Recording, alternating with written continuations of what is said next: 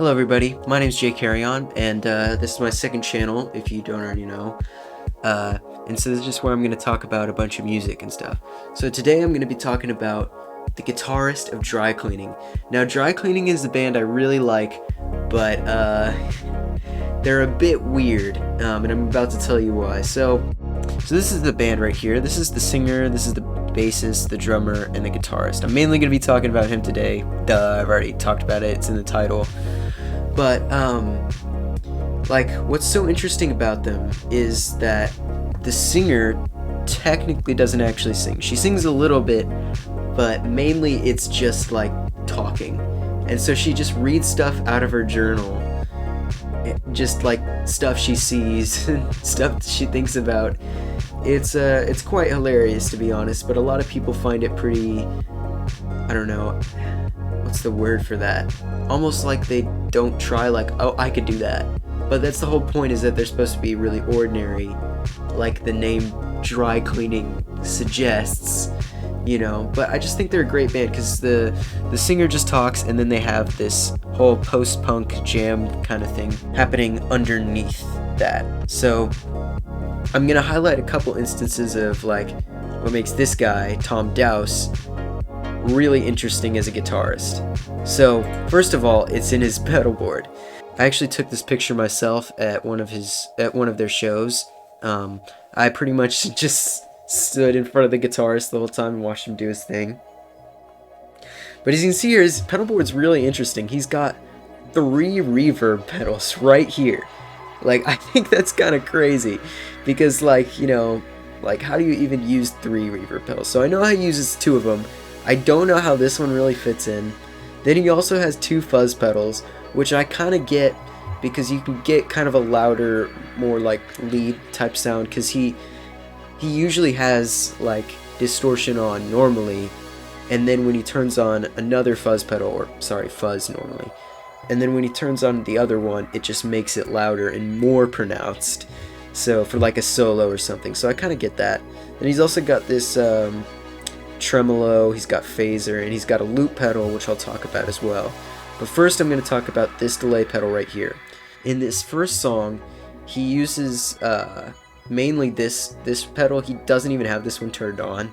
A lot of the time, I think he uses this more to wash out the sound, and same thing with this one, because they do kind of have some shoegazier elements, But anyway, I want to show him using this pedal, which I'm actually going to use a recording I took at their show. So I just want you to see what he does, because I think nobody's really used delay in this way before.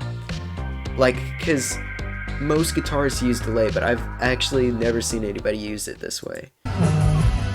He's playing the chorus, and then goes back into the verse. Turns it on, turns it off.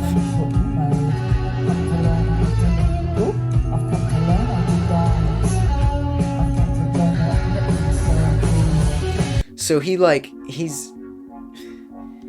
doing it so where he has a clean sound, and then all of a sudden just so much delay and stuff, and it's just a really weird sound, and he uses it in the solo too. I really want to highlight that solo, because man, this solo is awesome.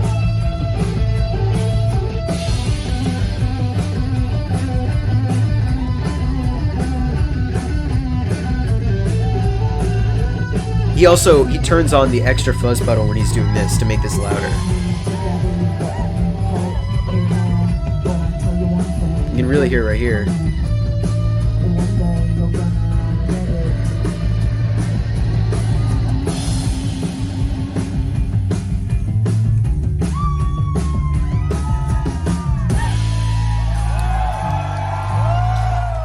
So you can really see how he makes it, because he could just have that on for the whole song, but he doesn't do that. He only turns it on for specific parts, and it just you're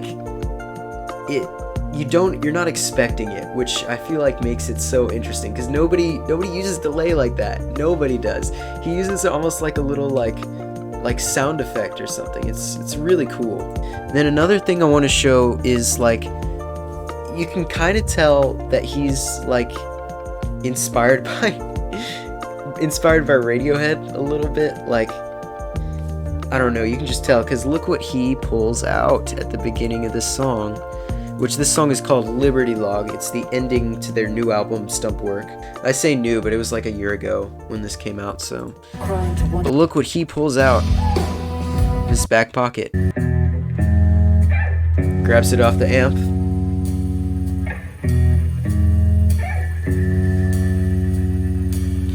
It's this thing! An EBO.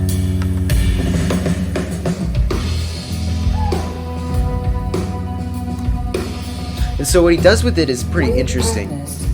He actually like records himself with the loop pedal from before. And then I'll show you, he like plays it back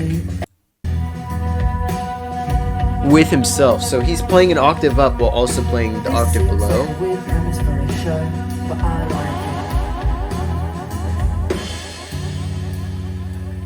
And see, look, now he's playing it back.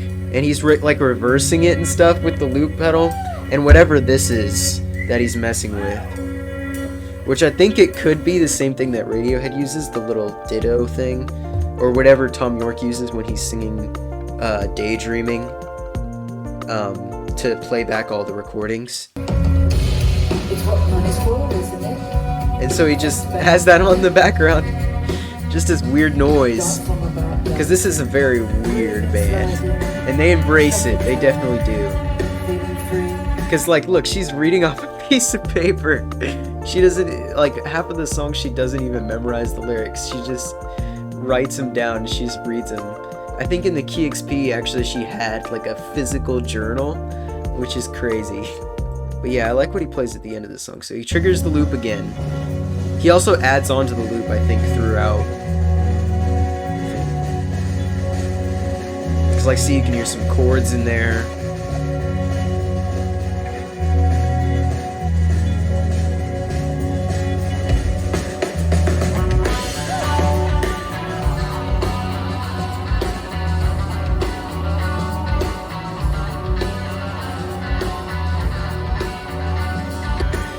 But yeah, I just think it's interesting that he can kind of make a line out of nothing, because the bassist is playing the same thing over again, and then he's just sustaining the note with the EBO, you know. So like, it's very weird. It shouldn't work, but it does. And the album's really good. You may there's a lot of people that don't like this. Like, I've shown people this and they've been like, what the hell was that? That was the weirdest thing I've ever heard. Which it's very weird. It's kind of hard to understand. You really have to take some time with it before it makes sense. But if you're willing to get into this band, listen to Scratchcard Lanyard. Just keep listening to that song over and over again, and then their new album will make sense. So yeah, the next thing I want to show is actually me. I'm going to play guitar now. So I'm going to play one of his songs on guitar, and I'm going to show you what you can like take away from his playing style and maybe put it into your own guitar playing style if you want to. So the song I'm gonna play is called No Decent Shoes for Rain, and I just really I've always liked this song. I think the guitar playing in this song is like perfect, you know, like from intro to the outro is amazing, and I'm just gonna play that as the outro. But man, just this song is so good.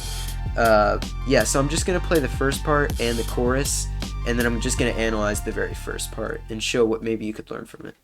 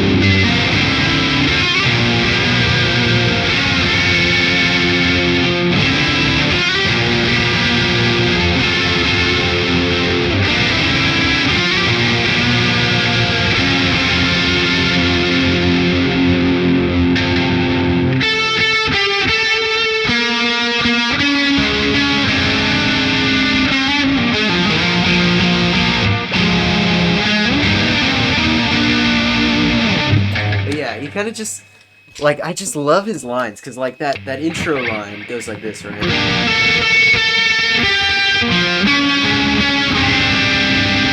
So what he's doing there is he's kind of just playing really small versions of the chord. Like, that first part is literally, like, directly just the first strings at the top, right? That's a G major 7, but he's only playing like 3 notes to get that full kind of full sound so that the bass can go underneath it, because with the bass it sounds like this.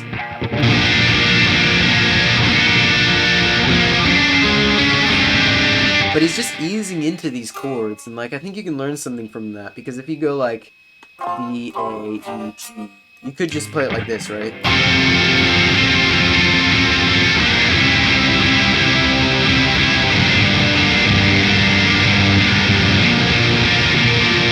But like that's like really boring, right? But you could play it his way using a lot of like sus versions of the chords, and automatically you have something that's better than that.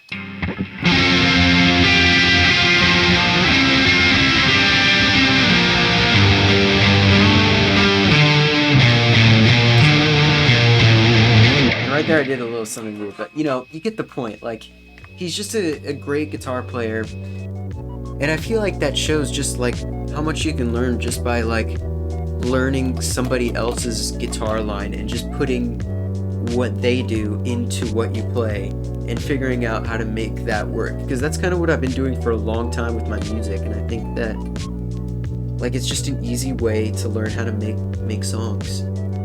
Yeah, I encourage you to check out more of this band, because, like, they're awesome. But anyways, that's enough from me. Yeah, I'll see you guys all in the next video. Thanks for watching. Bye.